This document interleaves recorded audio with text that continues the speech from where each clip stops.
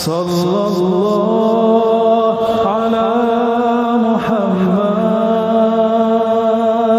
sallallahu alaihi wasallam sallallahu ala Muhammad sallallahu alaihi. Alhamdulillahilladzi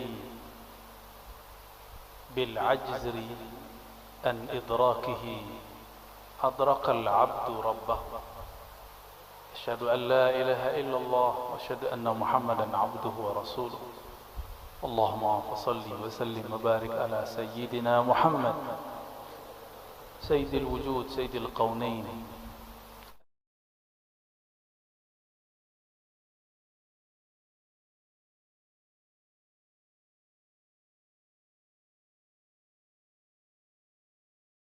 iradahnya kita diizinkan berkumpul malam ini, dan rasa syukur tidak sempurna kecuali bersyukur kepada makhluknya, dan makhluk yang paling pantas kita syukuri adalah Sayyidina Muhammad sallallahu alaihi wasallam, dan tentunya guru-guru kita. Maka mohon izin para tuan guru, bukan berarti saya lebih alim, bukan berarti saya lebih pintar, tapi karena kesempatan saja kita bersilaturahmi lewat membedah kitab.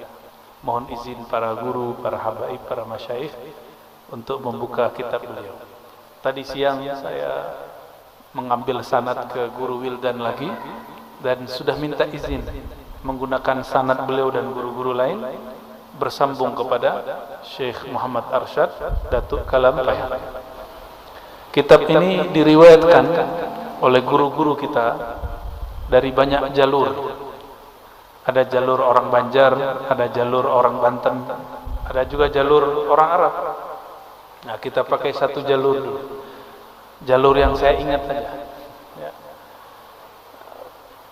Guru kita, Guru Wildan, Guru Sya'rani, dan guru-guru yang lain bersanad kepada Syekh Muhammad Yasin Al-Fadani. Syekh Muhammad Yasin Al-Fadani mengambil sanad daripada Syekh Muhammad Arsyad At-Tawil Al-Bantani, yang kemudian dibuang oleh Belanda karena beliau berjuang ke Sulawesi. Saya tidak tahu di Manado atau di bagian mana. Syekh Muhammad Arsyad, namanya Arsyad juga, At-Tawil Al-Bantani, langsung mengambil dari Syekh Nawawi Al-Bantani. Syekh Nawawi Al-Bantani langsung mengambil dari Datuk Kalampayan Syekh Muhammad Arsyad atau Sayyid Ja'far Al-Banjari. Ya, untuk mereka semua kita bacakan surah Al-Fatihah. A'udzubillahi minasyaitonir rajim. Ar-Rahman.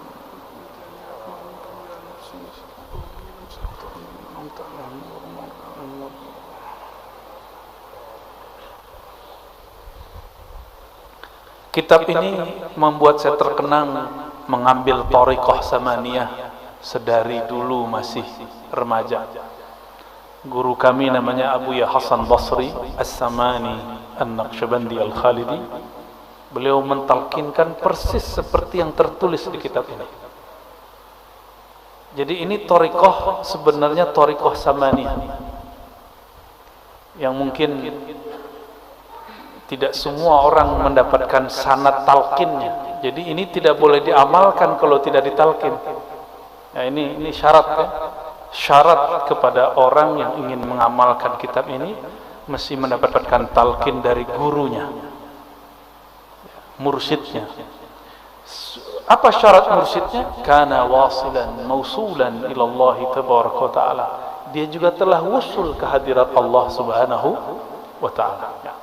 Kita mulai baca wabisanadina ila Syekh Sayyid Ja'far Muhammad Arsyad Al-Banjari Al-Mulaqab Bidatu Kalampayan, Imamul Banjariyin wal Jawiyin wa Imam Al-Funun Al-Muta'addidah, ilmi al-aqidah wa ilmi al-fiqh wa ilmi tasawuf. Qal Bismillahirrahmanirrahim. Beliau berkata, ya, sabda Nabi sallallahu alaihi wasallam, man arafa nafsahu faqad arafa rabbahu.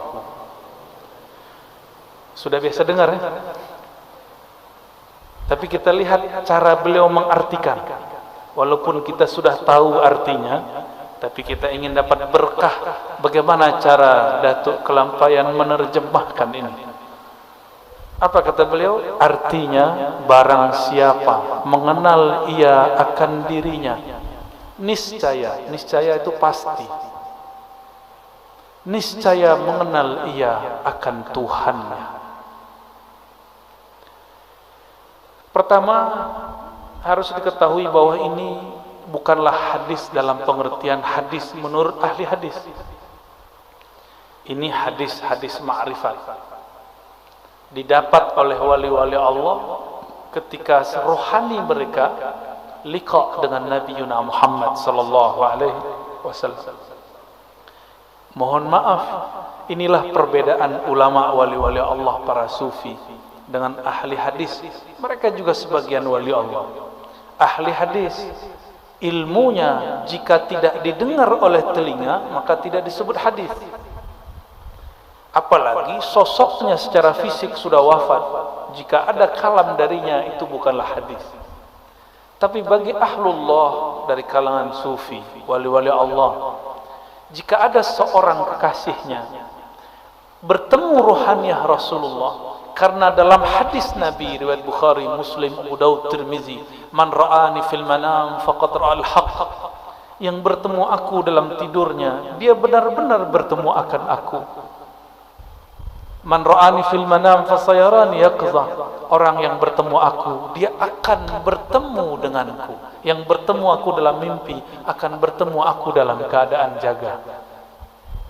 Berdasarkan hadis ini, ahli hadis tugasnya hanya sampai mengatakan hadis ini sahih, selesai.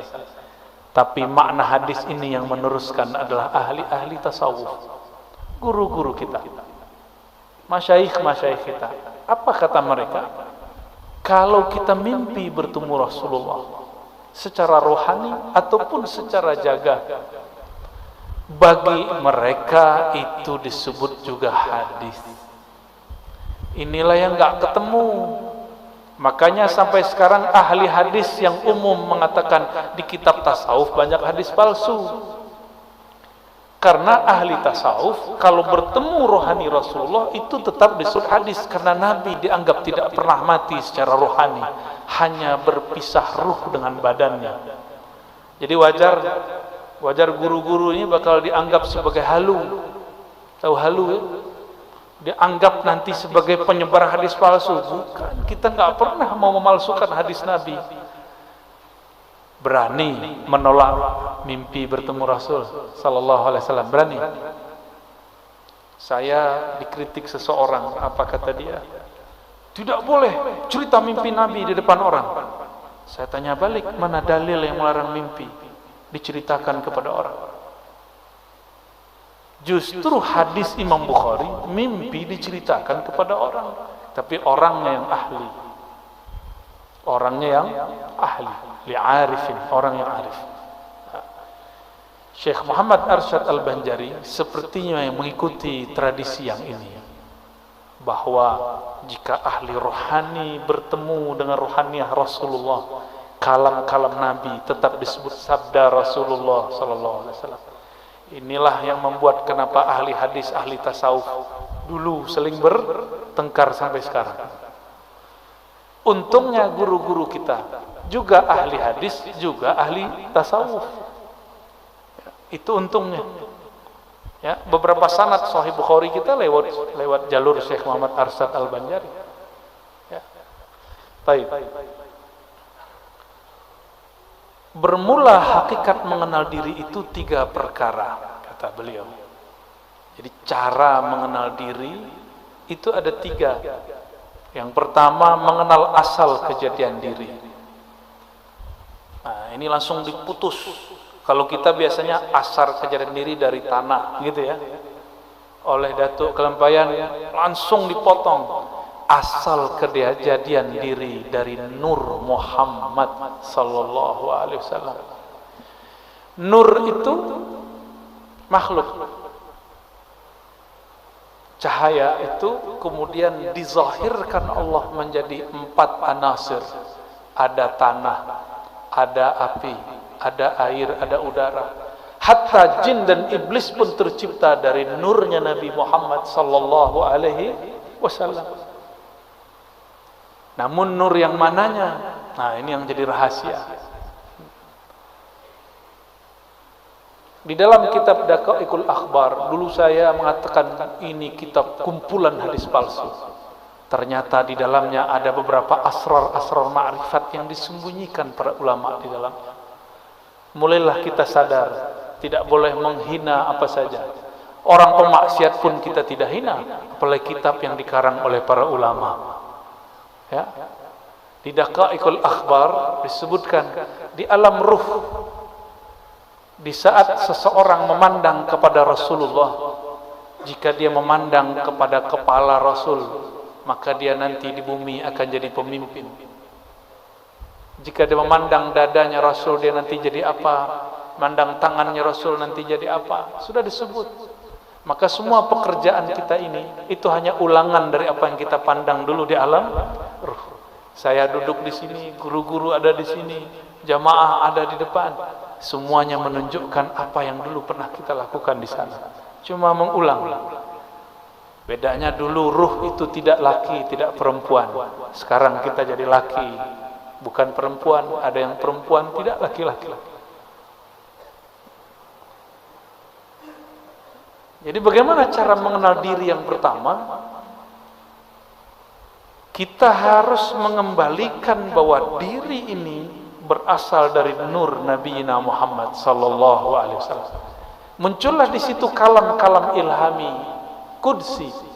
Lagi-lagi seperti tadi, ini ilham yang didapat oleh para wali-wali. Mereka mendengar Rasulullah bersabda di alam rohani, al-alam minni wa ana minallah. Alam dariku, aku dari Allah. Maksudnya aku dari hembusannya nafas Allah subhanahu wa ta'ala. Ternyata di kitab Sirrul Asrar pun disebut, yang dinisbatkan kepada Syekh Abdul Qadir Al-Jailani, al-alam minni wa ana minallah, dan sejenisnya. Ada kalimat-kalimat sejenis ini.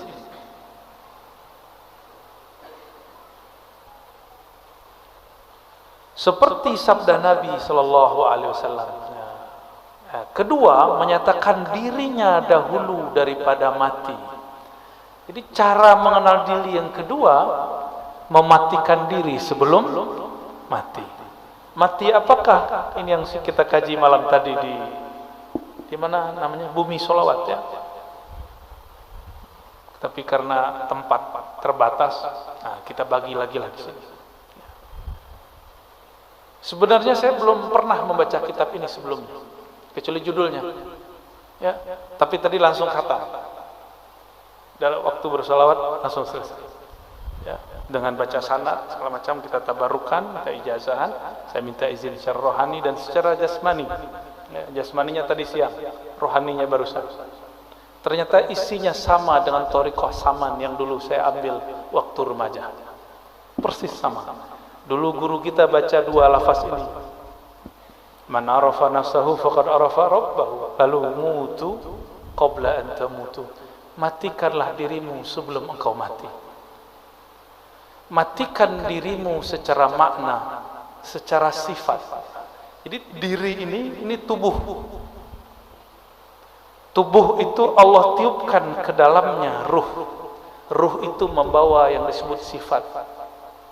Bernamalah sifat itu sifat ma'ani pada Allah, ma'nawiyah pada kita.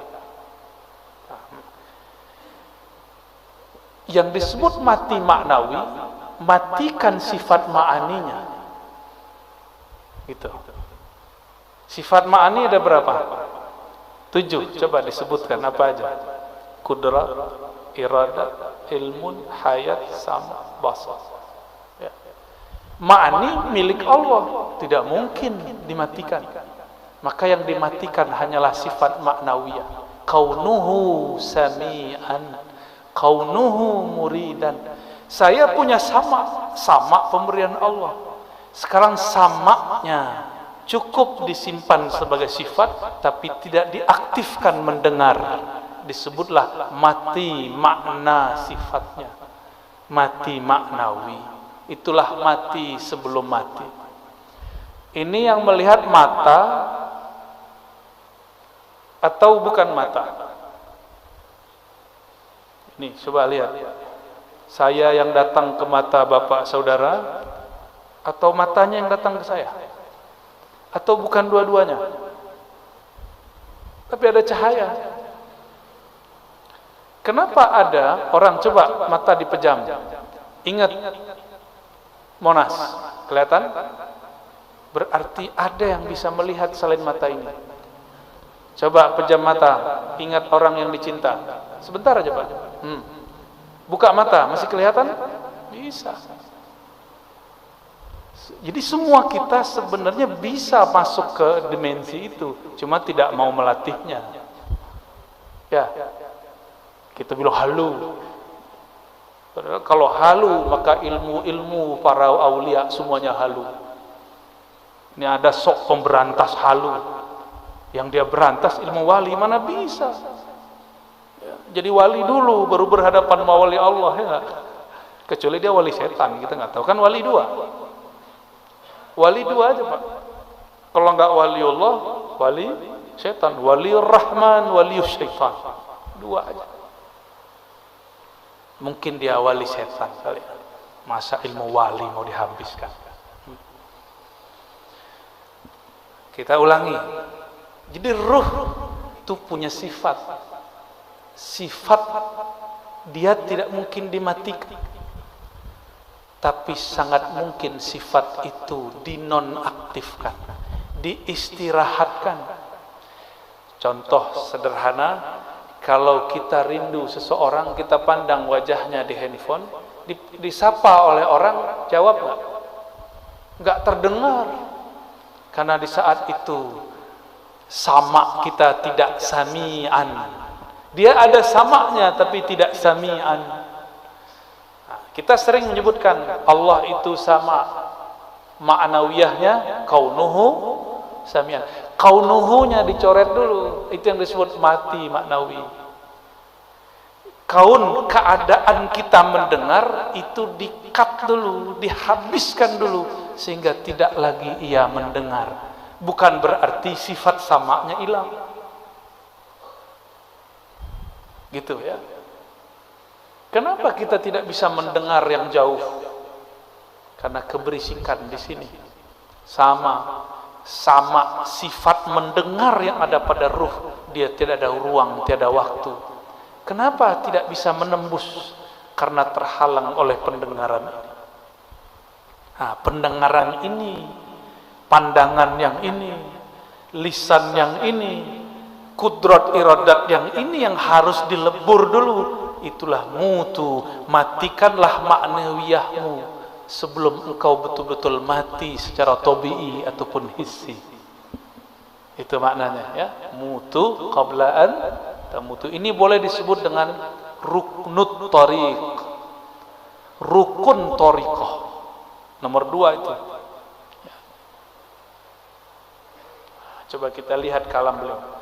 Bermula setengah daripada mematikan diri itu seperti dikatakan dengan lidahnya dan diiktikadkan di dalam hati. Dibaca la qadirun wala muridun wala alimun wala hayyun wala sami'un wala basirun wala mutakallimun fil haqiqah illallah. Nih. Bagaimana cara mematikan? Lisan berkata la qadirun. Tidak ada yang berkudrat, yang berkuasa. Wala alimun tiadalah, wala muridun tiadalah yang berkehendak, beriradah.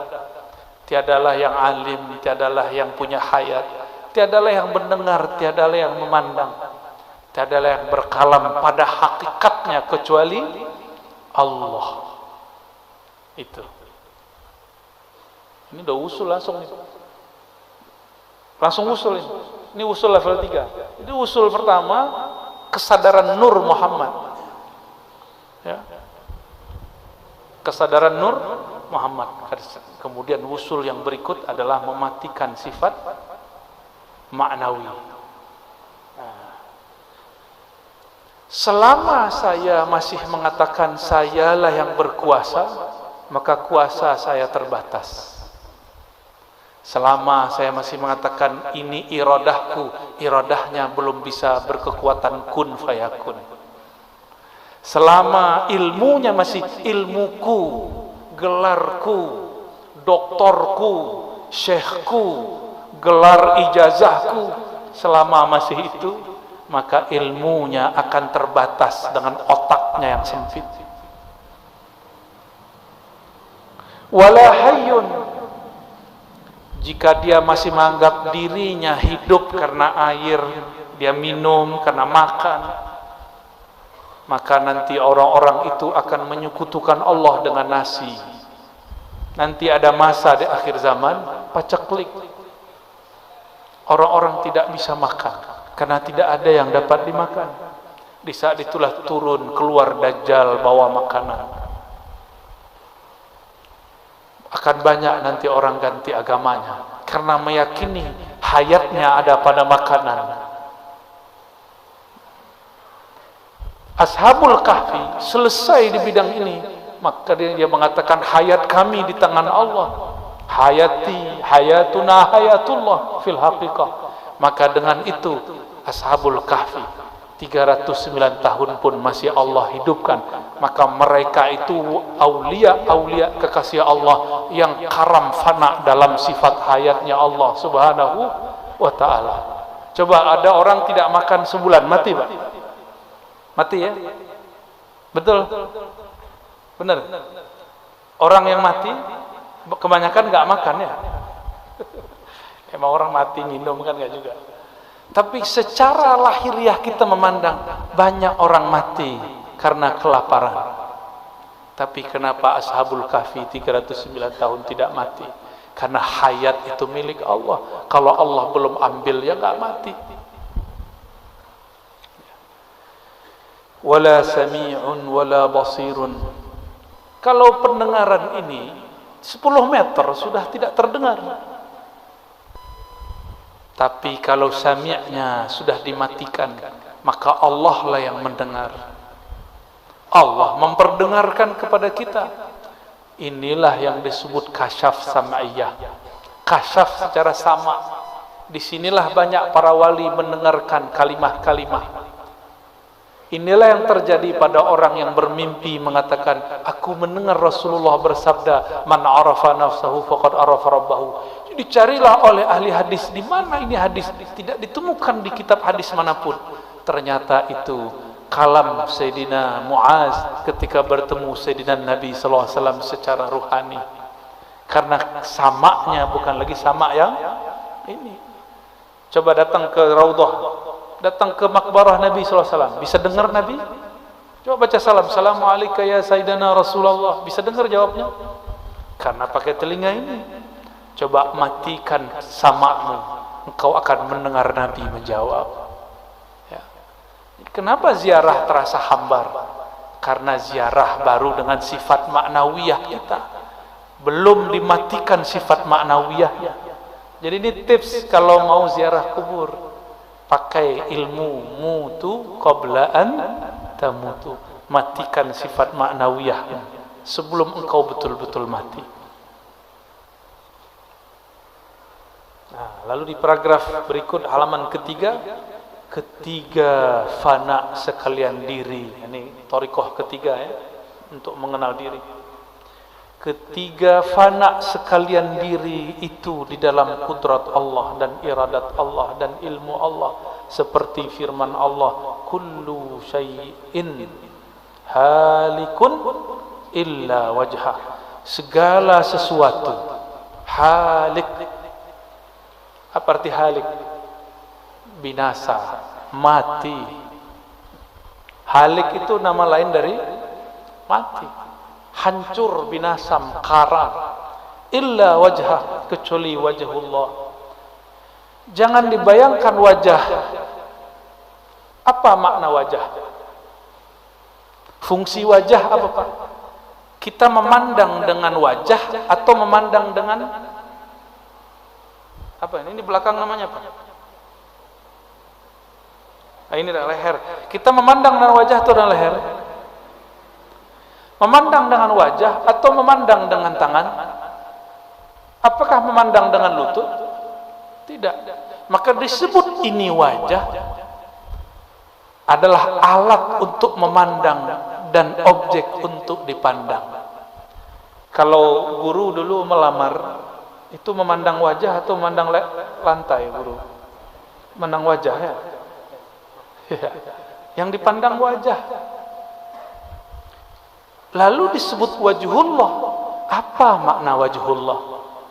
Jangan, Allah itu bukan jisim, bukan fisik, bukan benda, juga bukan benda-benda metafisik.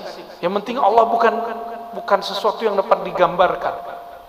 Apa yang terbayang di pikiran Allah, tidak begitu. Begitulah akidah Ahlus Sunnah. Lalu apa yang dimaksud wajah? Maka ulama kita mengambil makna wajah itu adalah hakikat ihsan.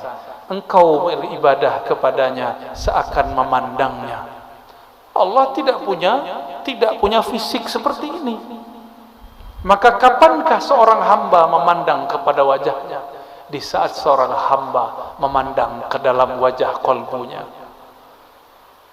Kolbunya Bani Adam, jika dia hidupkan nama Allah di dalamnya, itulah wajhul asma, wajah nama Allah subhanahu wa ta'ala. Maka nanti di saat semua kolbu mati, hanya kolbu yang di dalam kolbunya terpancar wajah nama Allah yang tidak binasa. Ya. Tiap-tiap sesuatu binasa melainkan zat Allah. Nah, beliau mengartikan wajah di situ zat Allah. Namun saya mengurai bahwa wajah di situ bisa diartikan nama, bisa diartikan fi'il af'al, bisa diartikan sifat, dapat diartikan zat. Adakah nama tanpa zat? Nama beliau ini ada karena memang ada zatnya. Kita sebut guru yang alim. Alim itu sifat. Karena ada gurunya, maka ada alimnya. Coba bayangkan alim tanpa ada orangnya. Bisa? Ini warnanya apa nih? Putih, hijau. Apa nih? Hijau, kita sebut hijau. Tembok hijau, kaligrafi hijau. Sekarang bayangkan hijau tapi tidak ada kaligrafinya. Bisa? Tak bisa. Baju saya putih. Coba pisahkan putih dari baju. Bisa? Tak bisa. Maka maksud Datuk Kelampaian mengartikan zatullah itu tercakup pada nama, sifat, af'al dan zatnya. Gitu ya. Dan lagi firman-Nya, innani anallahu la ilaha illa ana fa'budni wa aqimis salata li dzikri. Ini surat Thaha. Artinya bahwa sesungguhnya akulah Allah, tiada Tuhan, hanya aku, maka sembah olehmu akan daku, dan kerjakan olehmu akan sembahyang 5 waktu karena menyebutku. Ini terjemahan beliau. Lalu beliau mengatakan, syahdan wajib kita mengikut amar Nabi sallallahu alaihi wasallam. Amarnya ini artinya perintah. Dan menjauhi segala larangannya supaya mudah-mudahan termasuk kandung Abdullah, yakni hamba Allah Ta'ala yang kamil pada kehambaannya. Setelah itu hendaklah kita kerjakan musyahadah keesaan zatnya dan muraqabah dan muhadarah. Nah, ada 3 di situ ya. Ini yang unik, ini yang berbeda daripada Datuk Kelampaian dengan beberapa ulama-ulama yang lain. Beliau menambahkan namanya muhadarah. Pertama musyahadah, ya. Itu paling tinggi. Bawahnya turun muraqabah.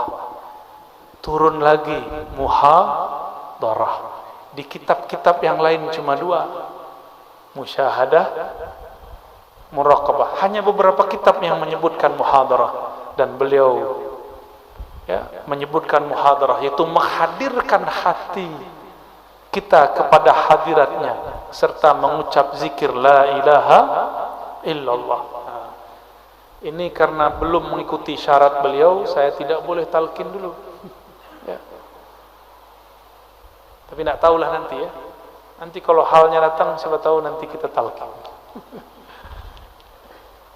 Pernah talqin sebelumnya? Bimbingan zikir la ilaha illallah dibimbing? Pernah? Pernah, ya? Belum, ya? Kebanyakan belum. Insya Allah kalau umur panjang, nanti kita buka lagi kitab ini, nanti kita talqinkan. Tapi tempatnya sedikit agak sejuk, karena zikir la ilaha itu panas. Jika dizikirkan, namanya meledak dalam kolbu, itu gerah rasanya. Terus tempatnya ini kan tertutup, ya. Kalau orang tahlil la ilaha illallah bisa menggema kemana-mana. Nah, nanti ke telinganya ada yang terganggu nanti. Jadi kita cari tempat yang kalau kita teriak-teriak nggak ada orang marah, ya.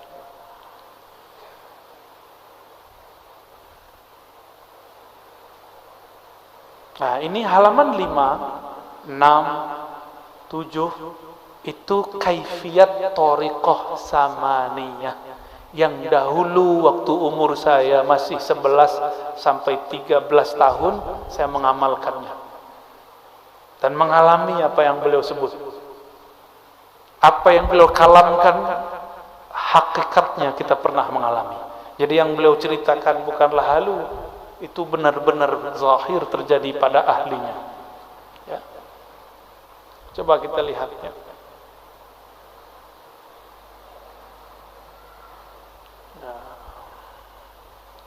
Di paragraf berikutnya, ya. Seyogyanya atas kita tatkala hendak mengerjakan zikir itu mandi dan bersuci. Tuh, syarat mau talqin 2 aja, mandi dan bersuci. Nah, di zaman now dirukhsah minimal bersuci, wudu. Tapi afdolnya mandi. Kenapa mandi? Mandi itu mandi tobat. Mandi membuang ilmu-ilmu lama. Mungkin di badan dulu ada ilmu kebal, ya. Ada ilmu pengasihan, ada ilmu khodam, ilmu jin, ilmu macam-macam. Dengan mandi dia menjadi netral. Apakah dia hilang? Belum tentu. Tapi minimal dia dibersihkan dulu. Itu tujuannya kenapa disebut mandi. Jadi mandinya tidak hanya mandi zahir, tapi juga mandi secara hakikat. Daripada lita. Nah, lita ini ternyata artinya hadas, ya. Hadas. Apa? Bahasa sini, ya, bahasa Melayu lama. Lita. Lita artinya udah nggak dipakai di Banjar, ya? Ya, di Palembang kayaknya juga udah nggak dipakai, di Padang juga nggak dipakai. Tapi kami kalau ada orang kena hujan terus becek, nah itu disebut dengan istilah yang mirip dengan lita itu. Saya lupa. Hah? Laca, laca.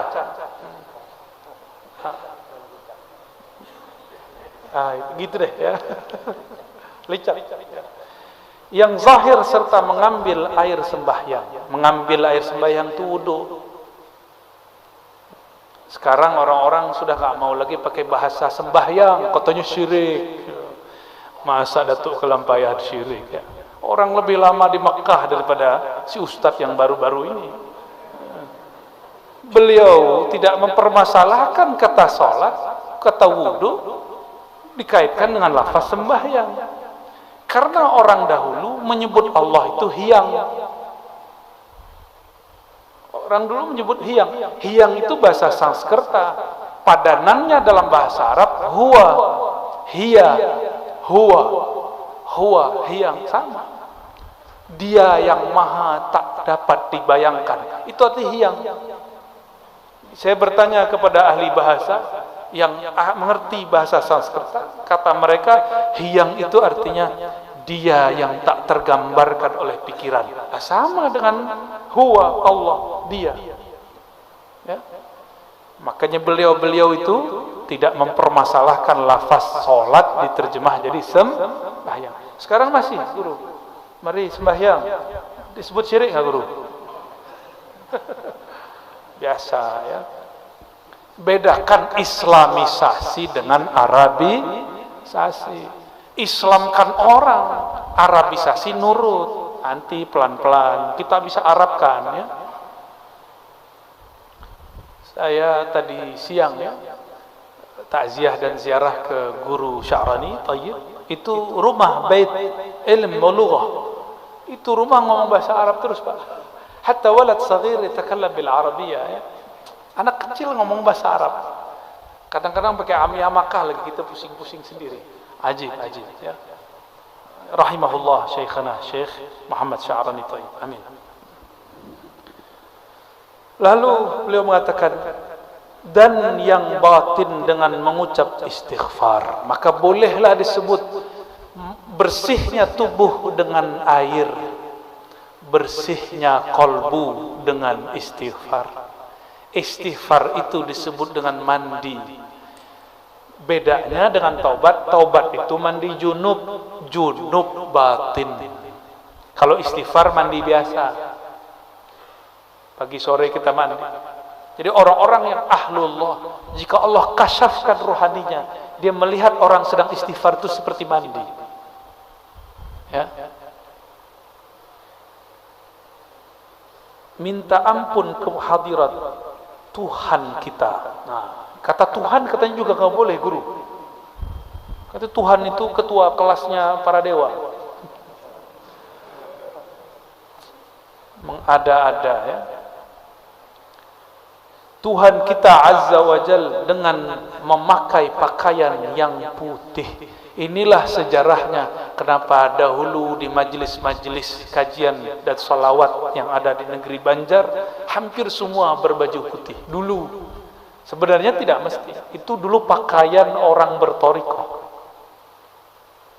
Untuk ngambil talqin mereka pakai baju putih-putih. Nah, jadi nanti kalau mau talqin, Pak, bajunya putih-putih. Dan kebiasaan itu nyebar, bahkan tidak talqin pun guru-guru kita berbaju putih. Dan khalwat, nah ini yang mahal, ya. Khalwat di tempat yang sunyi. Udah nggak ada yang berani, kan?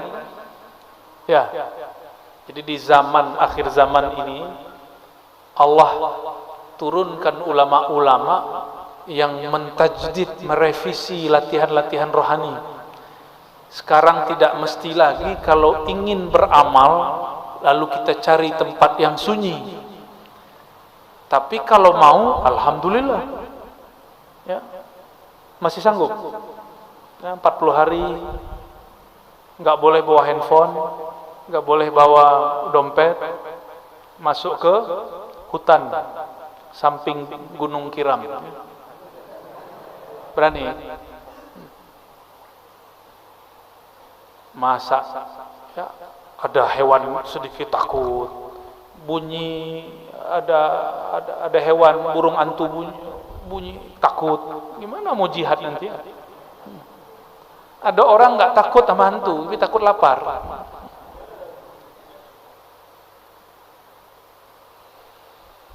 Maka sembahyang 2 rakaat. 2 rakaat 1 salam, mohonkan taufik dan hidayah. Apa arti taufik? Taufik itu dari kata waffaqa yuwaffiqu taufiqan, kesesuaian jalan dengan kudrat iradat Allah Subhanahu wa taala, itu disebut taufik. Hidayah, petunjuk kepada hadiratnya, lalu duduk bersila. Duduk bersila seperti apa, Pak? Itu, ya. Tapi kalau guru-guru tua duduk bersila kakinya naik 1. Nah, Itu dulu duduk bersila orang lama. Tapi orang-orang sekarang duduk begitu langsung ada semut katanya di lututnya, kesemutan. Itu tuduhan kepada semut itu. Semut kalau punya lawyer dia akan protes. Punya pengacara nanti kita dituntut, Pak. Duduk bersila dengan sopan dan merendahkan diri kepadanya. Jadi selalu orang, mohon maaf ini guru-guru pasti di antara kita di dalam kolbunya ada ilmu. Syarat mendapatkan rahasia la ilaha illallah, tidak boleh terbersit sedikit saja merasa alim. Tidak boleh. Nasab nggak boleh berasa nasabnya hebat. Oh saya dosen, saya guru, sayanya harus hilang. Ini yang disebutkan. Kepada merendahkan diri kepadanya, menghadap kiblat muslimin.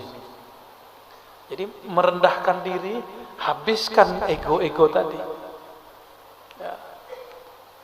Ini contoh nih, ada kita buat majelis. Tidak semua orang datang itu untuk mendengar. Ada cuma mau tes.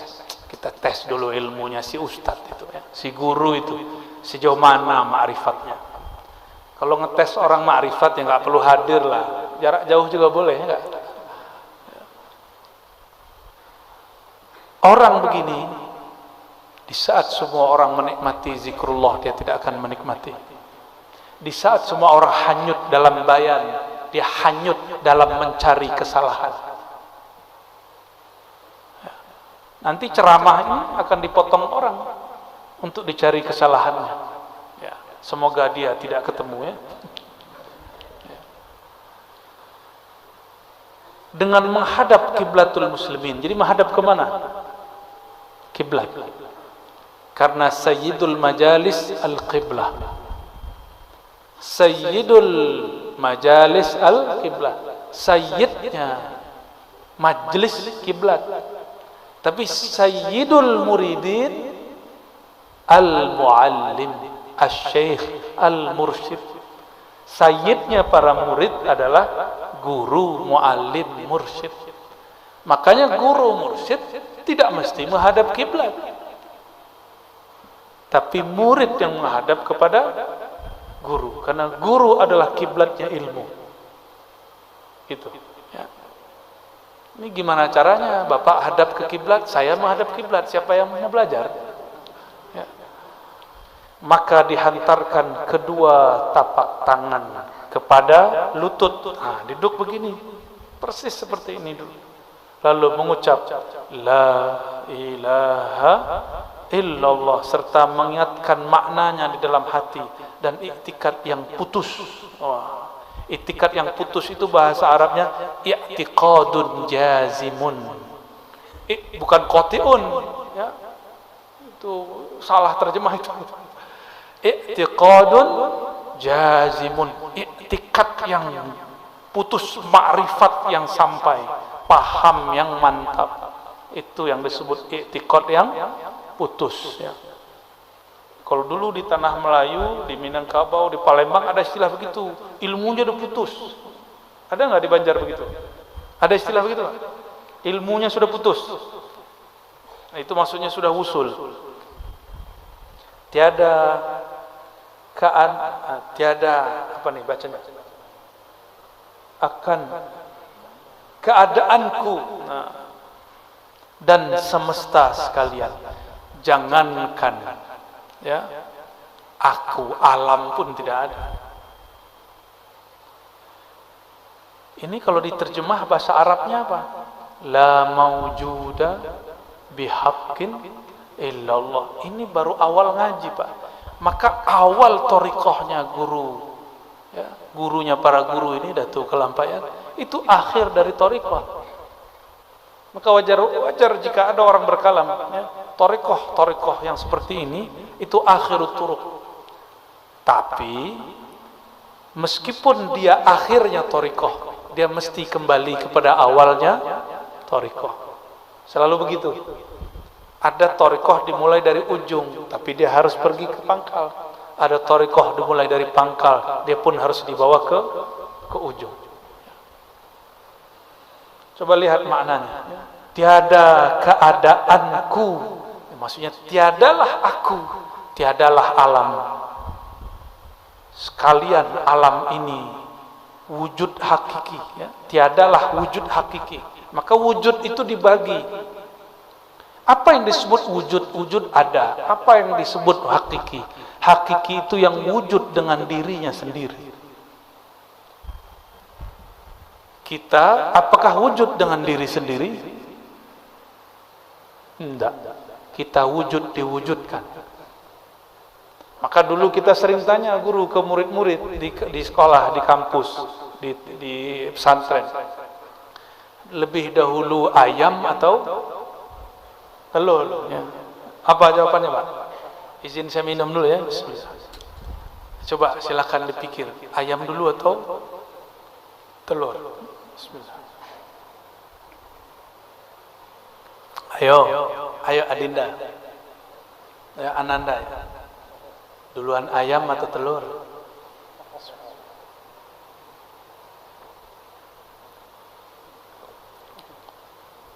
Apa? Ayam. Ayam ngomong, aku dari telur. Kata telur, aku keluar dari buntutnya ayam. Kata ayam, aku dari telur. Telur, aku dari ayam. Ini namanya daur, berputar. Berputar. Disebut dengan debat kusir. Itu istilahnya, mutar di situ. Ya, seperti kebanyakan orang debat-debat itu. Mutar-mutar di situ. Maka mesti ada yang bukan ayam, bukan telur. Ayo, siapa ayo? Yang bukan ayam, bukan. Nah, kita sekolah dulu belajar ada Darwin. Nah, Darwin itu terjebak di falsafah telur, putar-putar dia di situ. Ya, maka dia mengatakan manusia berevolusi, ya, tidak dicipta, cuma berevolusi. Ah, itu filsafatnya panjang, itu nanti kita cerita. Jadi gimana? Ayam dari telur, telur dari ayam? Ternyata salah. Ternyata ada yang bukan ayam, bukan telur. Itulah pencipta ayam dan telur. Maka wujudnya ayam, wujudnya telur disebut mumkinul wujud. Bisa jadi ayam, bisa jadi telur. Mungkin lebih dahulu ayam, mungkin lebih dahulu telur. Karena saya tidak hadir waktu ayam dan telur dicipta, saya tidak tahu mana yang dahulu. Nah, disebut mungkin. Yang pasti si ayam tidak pernah berkata, aku menciptakan diriku. Aku ada dengan sendirinya. Tidak pernah. Telur juga berkalam demikian. Maka mereka ada karena diadakan. Saya juga begitu. Kata saya dari ayah saya. Ayah saya ngomong dari ayahnya terus. Nggak selesai. Namanya musalsal. Musalsal, nggak ada ujungnya. Rantai kan nggak ada ujungnya. Musalsal itu besar, daur jika dibesarkan jadi musalsal. Berantai dari tar juga balik. Maka wujud ini diwujudkan, maka wujud kita ini tidaklah wujud hakiki karena dia tidak wujud dengan sendirinya. Yang wujud dengan sendirinya hanyalah Allah semata. Inilah makna la maujuda bihaqqin illallah. Ulama kita tidak membolehkan ini dilafazkan dalam zikir.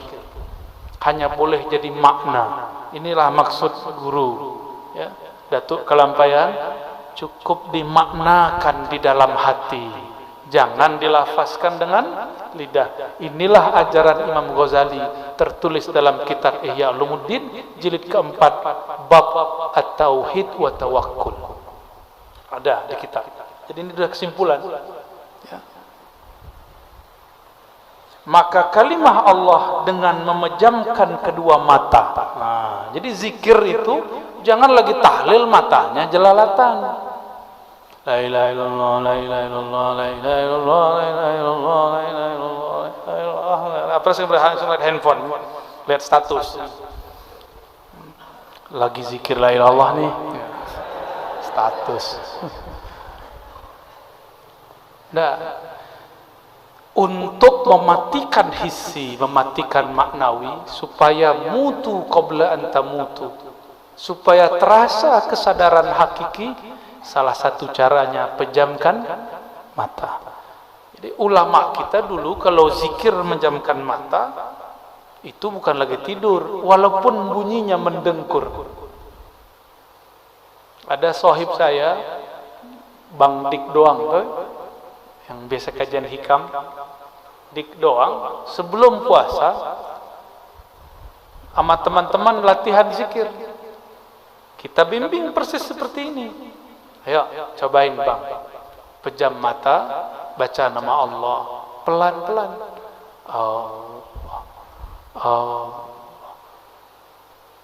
Tiba-tiba dia asik. Waktu sudah habis setengah jam, kawan-kawan sudah keluar ruangan, dia masih asik. Kata kawan-kawan melapor kepada saya, Buya, itu Bang Dik ngorok, nggak zikir. Saya bilang, dia lagi zikir. Enggak, saya dengar dia ngorok. Enggak, tenang aja. Benar, setelah setengah jam dia sadar. Dia datang kepada saya. Ternyata ketika di jalan dia berdebat sama kawan kita tadi. Kamu tidur ya tadi? Kata si Bang Dik, enggak, saya zikir Allah Allah. Kata si kawan, demi Allah kamu mendengkur, kamu ngorok. Kata, wallahi demi Allah, marahlah itu si Bang Dik itu. Ya. Ya, orangnya masih hidup, tanya sendiri ya. Ya. Kalau nggak percaya itu saya sendiri. Jadi kita kalau sudah zikir kolbu, mata tertidur, hati tidaklah tidur. Siapa yang pernah seperti itu? Rasulullah SAW. Apa kata beliau? Mataku tertidur, wala tanamu qalbi, tapi kalbuku tidak tidur. Ini mesti terjadi pada orang pewaris Rasulullah, meskipun sekali dalam hidup. Biar sah dia sebagai pewaris Rasulullah. Tanda-tandanya dia matanya tidur, kalbunya tidak tidur. Latihannya zikir la ilaha illallah dan Allah Allah. Itu latihannya. Ya. Nah, maka di sini disebutkan dengan memejamkan kedua mata serta mengiktikadkan rasa makna kalimat tauhid itu masuk ke dalam hati. Hanya Allah jua wujud hakiki. Dengan sehabis-habis iktikad, itu maksudnya iktikad yang putus, dan perasaan mengesahkan dia, apa bacanya guru? Kadar 2-3 kali. Maksudnya begini, ketika membaca la ilaha illallah, dibacalah itu lalu dimaknai berkali-kali, 2 kali, 3 kali, diulang-ulang maknanya. Nanti rasa akan muncul. Ya, rasa akan muncul. Demikian, tinggalkanlah kalimat nafi dan isbat, hanya Allah Allah jua. Tuh kan? Ya, maksudnya gini. La ilaha illallah.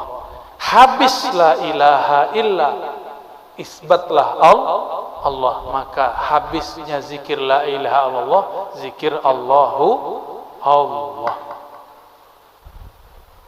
Jadi kalau ada orang zikir Allah Allah, itu maknanya la ilaha illallah. Gitu. Allah Allah itu adalah ruh kalimah la ilaha illallah. Boleh diganti, karena di Quran yang banyak itu lafaz hu, bisa menjadi hu ya. Itu bisa ke sana. Bukan hu lagi sorak-sorak. Waktu kita dulu lagi sekolah ya, sekolah dasar, hu, bukan itu. Ya, jika ada yang membid'ahkan hu, mungkin maksud dia itu ya.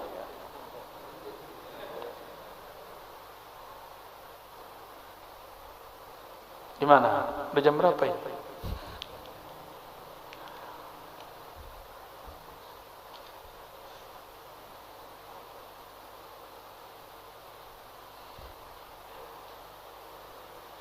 Nah,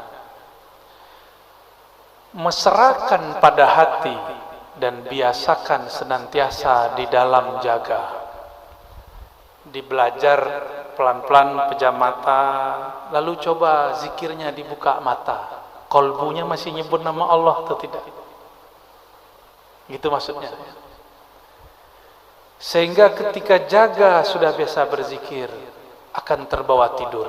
Di dalam jaga dan tidur, dan di dalam duduk dan berdiri dan berkata-kata hingga nafas turun naik, itu pun di dalam mengucap kalimat tauhid jiwa, la ilaha illallah, la ilaha naik illallah turun, atau nafas Allah, Allah naik, Allah turun, nafasnya Allah. Itu maksud beliau. Ini yang disebut zikran katsira. Ya allazina amanu zkurullaha zikran katsira. Hei orang beriman, zikirlah tanpa batas. Inilah yang disebut di awakhir surat Imran, awakhirnya 10 ayat terakhir, alladzina yazkurunallaha qiyaman wa qu'udan wa 'ala junubihim. Dan sejauh pengamatan kami, ayat ini tidak mungkin diamalkan kecuali bertorikoh. Hanya orang bertarekat sufi lah yang dapat berzikir dalam keadaan berdiri, duduk dan berbaring. Kalau kebanyakan kita lagi zikir, zikirnya dia jaga, berdiri kah atau duduk. Tapi bagaimana caranya zikir sedari tidur? Zikir sadari tidur itulah yang terjadi pada sahabat kita barusan.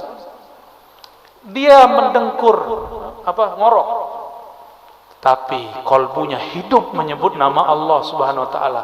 Teringatlah kita kalam Sayyidina Mustafa Muhammad sallallahu alaihi wasallam.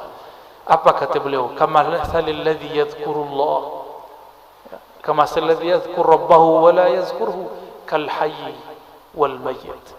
Perumpamaan orang yang berzikir dan tidak zikir seperti orang yang hidup dan yang mati. Manil mayyit, al mayyitu man la dzikra fi qalbi. Ya. Man la yazkurullah fahuwa mayyitun. Siapa yang tidak ingat Allah, dialah yang mati. Mati hatinya. Ya. Maka banyaklah zombie-zombie hari ini. Ya. Dia sholat tapi kolbunya tidak zikir. Gimana rasanya guru? Kita hidup dengan seseorang, zahirnya dia puji-puji kita, tapi batin dia tidak bersama kita. Mau nggak guru? Dia cantik guru, nol. Nggak mau guru ya? Dia cantik, puji kita gombal, oh guru, tapi batin dia ada yang lebih aku cintai selain engkau. Kata guru, sini gua sembelih. Kita tidak terima jika ada orang memuji dengan lisannya tapi batinnya membenci, atau batinnya lebih cinta kepada yang lain. Apalagi Allah yang setiap detik, setiap saat, setiap lahzah memandang ke dalam kalbu. Allah tiada suka, tiada ridha, tiada rela jika si hamba mengatakan Allahu Akbar, di kalbunya lebih besar pekerjaan dan dunia. Allah tidak ridha.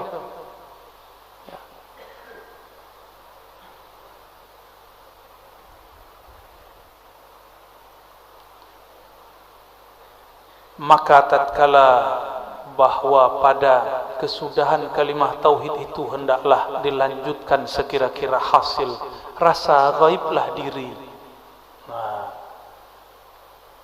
Apa beliau? Lanjutkan sekira-kira hasil rasa gaiblah diri daripada memandang dan ingat akan segala ma siwallah, yaitu selain Allah. Ini tahadus bin ni'mah sebagai tanda syukur kepada Allah. Awal saya bertemu guru saya Abuya Syekh Al-Mursyid, ya, dalam Thariqah Samaniyah, Abuya Hasan Basri Jalil. Beliau mimpin zikir ba'da salat Isya. afdalu dzikri la ilaha illallah. Baru pertama beliau baca itu, saya sudah tidak ingat diri, tidak ingat siapa yang di samping kiri kanan. Terasa nikmat sampai hari ini, kenangan itu tidak pernah hilang. Nikmatnya tiada bisa dikatakan. Lebih indah dari malam pertama bersama kekasih yang jelita, karena rasanya bersama Sang Maha Kuasa.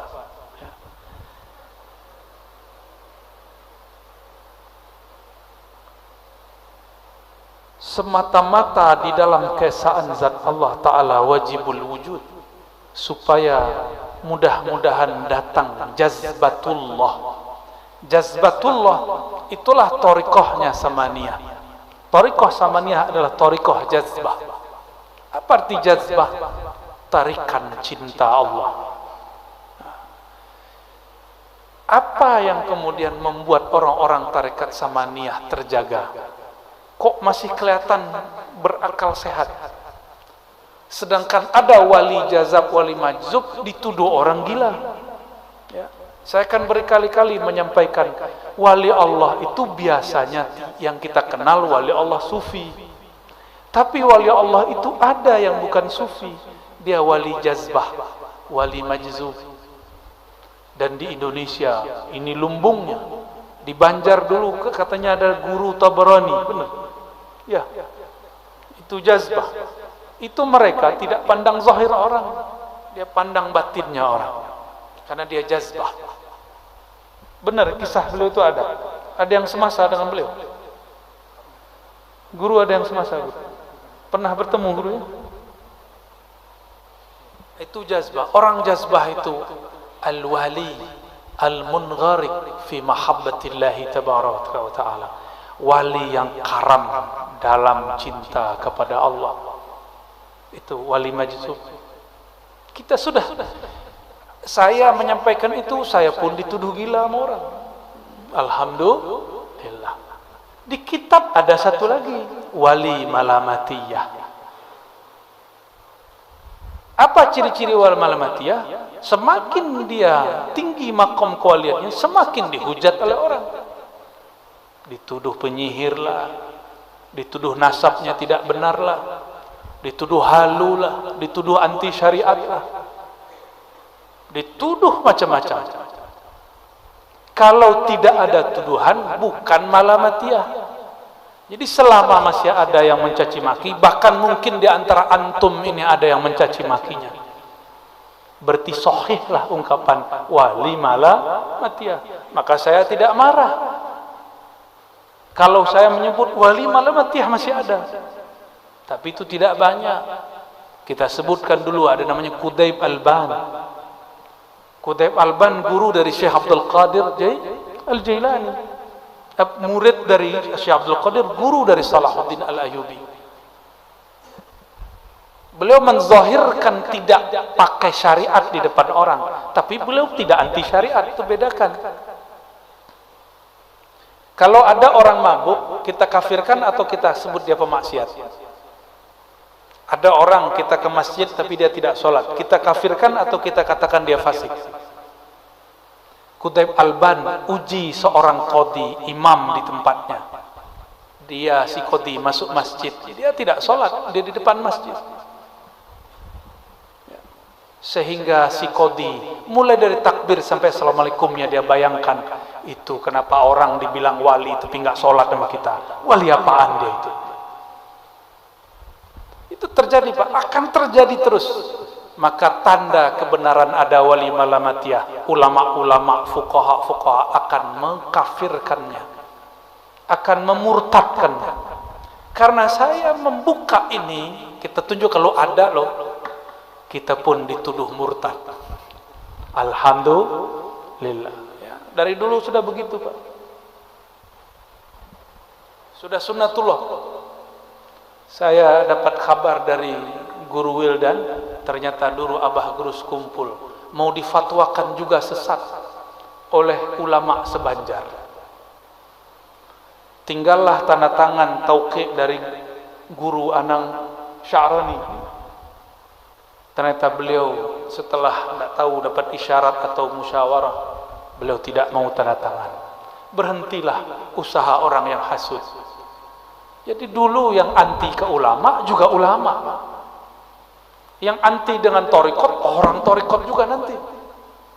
Yang anti kitab ini orang bisa baca kitab juga.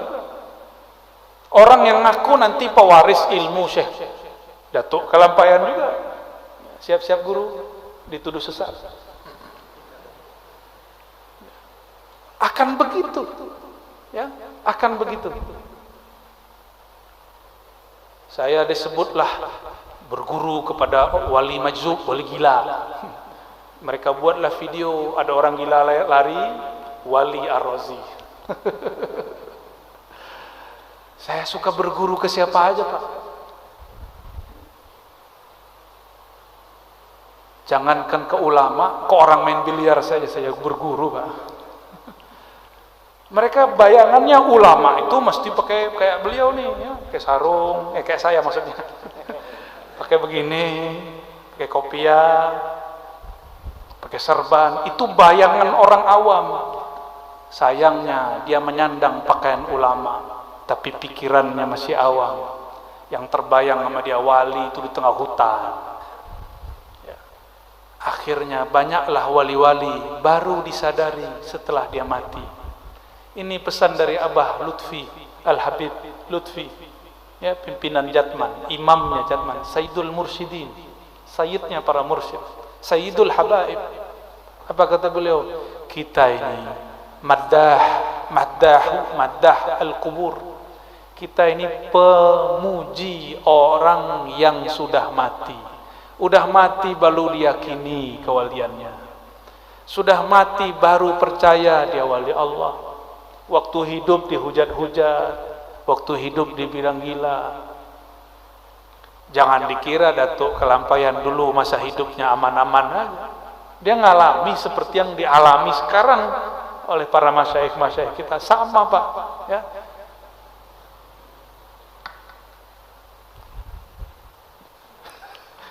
Dikit lagi lah ya. Dikit lagi.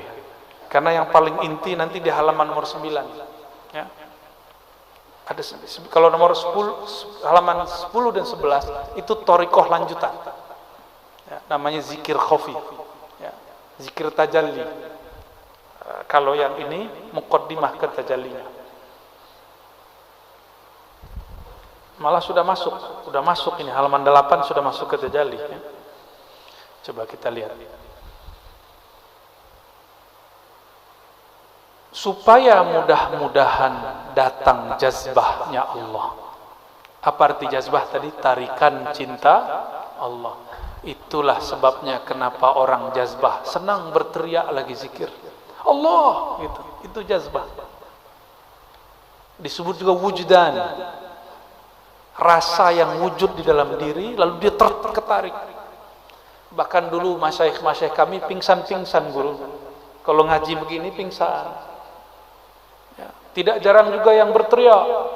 Ya, seingat saya waktu pengajian di mana ada salah satu jamaah kita berteriak Allah, ya. Tiba-tiba ada isyarat cara menenangkan dia waktu itu, ya. Saya begini waktu itu. Tapi itu nggak dibuat-buat, Pak, itu begitu aja, nggak bisa diulang lagi. Ya. Orang itu disebut mengalami jazbah. Tapi itu jazbah dalam thariqah masih bisa dijaga. Kalau jazbah yang kamilah seperti terjadi pada Al Habib Syekhan, itu kamilah. Orang-orang begitu hukumnya dihukumi seperti orang mabuk cinta kepada Allah. Kita nggak boleh menghukuminya dengan hukum syariat seperti biasa. Atas abdun, ya, yang demikian itu, atas hamba yang demikian itu, hingga hairan.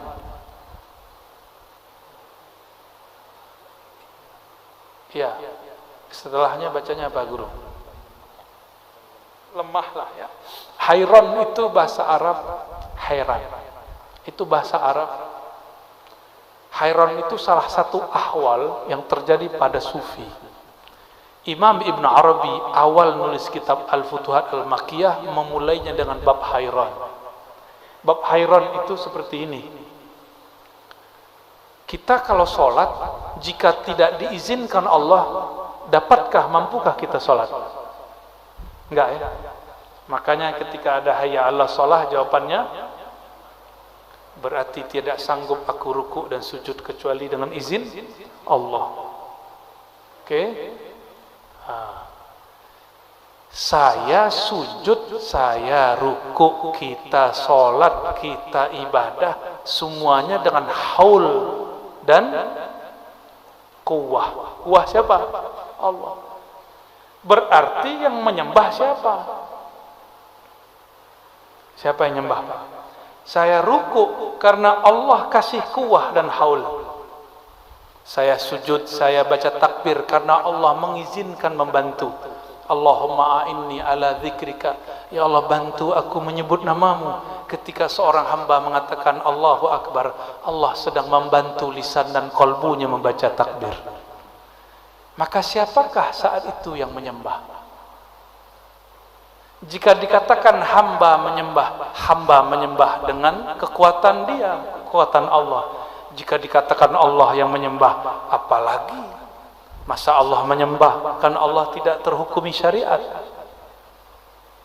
Allah itu syari', bukan mukallaf. Ini namanya hayran. Ini kalau tidak dibimbing mursyid jadi majzub. Jadi mabuk. Maka jangan heran jika ada orang belajar thariqah kemudian terlihat seperti hayran, setengah-setengah gila. Dia bukan gila, dia sedang mabuk bersama Allah Subhanahu wa ta'ala. Jadi kalau ada melihat orang gila, Pak, husnuzon aja ya. Husnuzon aja. Dan lemahlah ia dengan musyahadahnya, serta lalai dan fana daripada segala masiwallah. Ya. Dan apa itu? Kulliyah, kulliyah bahasa Arab. Kulliyah kul, semua diri hingga daripada fana'nya pun, fana'lah ia sebab menerima lemah tajalli nur jamalullah. Ini bagian akhir yang mau saya sampaikan ya. Jadi tajalli itu ada dua minimal. Ada tajalli nur jamal Allah. Kalau orang dapat nur jamal Allah, maka dia dapat mahabbahnya Allah. Ada tajalli kedua, nur jalalullah. Jamalullah turun kepada ulama wali, sedangkan jalalullah turun kepada umara. Atas dasar itulah ulama dan umara tidak boleh bertengkar, harus saling merangkul dan saling menguatkan, saling menasihati, saling mengingatkan. Gimana? Sepakat tak? Ini Pak rahasianya. Nur jamalullah turun ke siapa? Ulama. Makanya ulama itu jamal, lembut. Sedangkan jalal turun kepada umara. Dia ulama juga umara, tergabung dalam dirinya jalal dan jamalnya Allah Subhanahu wa ta'ala. Jamal ini penciriannya rahmah, kasih sayang kepada makhluk. Dia tegas dalam sayangnya. Kalau yang karam dalam jalalullah, dia sayang dalam kerasnya. Umara harus tegas, tegasnya karena sayang. Ulama harus lembut, dalam lembutnya dia tegas. Dulu Sayyidina Utsman ulama bukan? Dia lembut, hatta dengan istrinya dia sangat lembut. Makanya Nabi mengatakan ketika putri keduanya wafat, putri pertama, kedua istrinya Utsman, apa kata beliau? Seandainya aku punya putri lagi, aku akan nikahkan kepada engkau, karena seorang ayah hanya senang melepas putrinya kepada laki-laki yang lembut secara tutur kata dan sikap. Benar guru ya? Ya. Ketika beliau menjadi seorang khalifah, beliau harus tegas. Maka beliau menginisiasi, menetapkan mesti buat tulis Al-Quran. Ditulislah 6 Al-Quran, 6 mushaf. Di saat itu mushaf-mushaf sahabat mesti dilenyapkan, dikumpulkan semua mushaf yang tersebar, dikubur di antara mimbar dan kubur hijr Nabi sallallahu alaihi wasallam, hujrah Nabi sallallahu alaihi wasallam. Jadi antara mimbar Nabi, raudhah dan makbarah Nabi itu di bawahnya ada kuburan mushaf dulu. Makanya saya nggak berani lama-lama menginjak. Jadi kalau ada pintu di situ saya sebenarnya nggak berani lewat, kecuali darurat. Karena di bawahnya dulu ada mushaf para sahabat. Utsman saat itu didemo oleh orang-orang Mesir. Dibuat isu Utsman telah menghina, Utsman telah menghancurkan agama, Utsman semuanya. Lalu beliau kemudian menegaskan, tidak, saya tidak bermaksud seperti yang kalian maksud. Berkah ketegasan Sayyidina Utsman, kita merasakan kasih sayangnya. Hari ini kita bisa baca Qur'annya lewat mushaf. Dan setelah ini pun saya insya Allah akan dibawa melihat Qur'an mushaf yang dulu ditulis oleh Datuk Kelampayan. Insya Allah ya. Sampai di situ dululah ya. Tolong ditandai halaman 8. Insya Allah nanti kalau kita beruntung, kalau Allah takdirkan ada talqinnya, tapi syaratnya satu, nanti sebelum masuk masjid di rumahnya mandi dulu ya, atau minimal bersuci dengan sesuci-sucinya, barulah sah boleh ditalqin. Nah, talqinnya nanti ada 2, ada zikir keras, ada zikir lembut. Yang dikatalkinkan nanti mungkin dua-duanya, atau wallahu a'lam bissawab. Semoga Allah ridhoi majlis ini. Semoga siapapun yang mendengarkan, baik jauh ataupun dekat, yang di hadapan, di kiri kanan ataupun di alam lain, di alam maya ya, semoga Allah rahmatinya, kalbunya, Allah sinari ruhnya, Allah berikan cinta kepadanya, Allah berikan husnuzan kepada makhluk-makhluknya, Allah berikan husnul khatimah di akhir hayatnya. Allahumma rahmanir rahim ya karim ya azim, salli ala Sayyidina Muhammad. Ya Allah, sampaikan salam kami, rindu kami, cinta kami kepada ruhaniyah Rasulullah sallallahu alaihi wasallam. Assalatu wassalamu alaika ya abati ya abaruhi ya Rasulullah. Salam atas engkau wahai ayahanda ruh kami. Salam atas engkau wahai ayahanda ruhani kami. Allahumma salli ala Sayyidina Muhammadin al-Fatih lima ughliq wal khatim lima sabaq nasiril haqqi bil haqqi wal hadi ila siratikal mustaqim wa ala alihi haqqa qadrihi wa miqdarihil azim. Allahumma ya Ghaffar ya Ghafur ighfir lana dhunubana. Ya Allah yang Maha Pengampun, yang Maha mengetahui semua aib kami, semua dosa-dosa kami, semua khilaf kami, semua masa lalu kami, semua kegelapan dalam hidup kami. Engkau ya Allah Maha tahu, Engkau Maha mengerti ya Allah. Kemanapun kami bersembunyi, kemanapun kami lari, Engkau pasti mengetahui aib-aib kami. Maka ya Allah, dengan rahmat-Mu, fasturna bisitrikal jamil, maka tutupilah aib kami di hadapan-Mu, sehingga Engkau tidak memandangnya lagi. Begitu juga makhluk-Mu tidak memandangnya lagi. Wa zayyinna bi jamalika wa jalalik. Lalu ya Allah, sinarilah kami, hiasilah kami, penuhilah kalbu kami dengan cahaya kasih sayang keindahan-Mu ya Allah. Allahumma ya Allah, kalbu ini sering lalai mengingat Engkau. Ya Allah, kalbu ini sering sombong dengan ilmu yang sedikit, dengan pengetahuan yang belum seberapa. Ya Allah, diri ini sering merasa suci meskipun ibadah belum tahu diterima. Ampunkan kami malam ini ya Allah. Ampunkan setiap nafas yang naik dan keluar. Ampunkan setiap gerak maju mundur. Ampunkan setiap yang kami lakukan. Ampunkan pandangan yang memandang kepada yang haram. Ampunkan telinga yang mendengarkan gunjingan aib orang. Ampunkan tangan dan kaki yang memegang melangkah kepada yang haram. Ampunkan kehormatan kemaluan kami yang tidak kami tempatkan kepada apa yang Engkau ridhai. Ampunkan kalbu kami, ampunkan ruhani kami, ampunkan ya Allah yang Maha Pengampun. Rabbana atina fid dunya hasanah wa fil akhirati hasanah wa qina adzabannar. Wa sallallahu ala nabiyyina Muhammad walhamdulillahi rabbil alamin. Al-Fatihah. صلى الله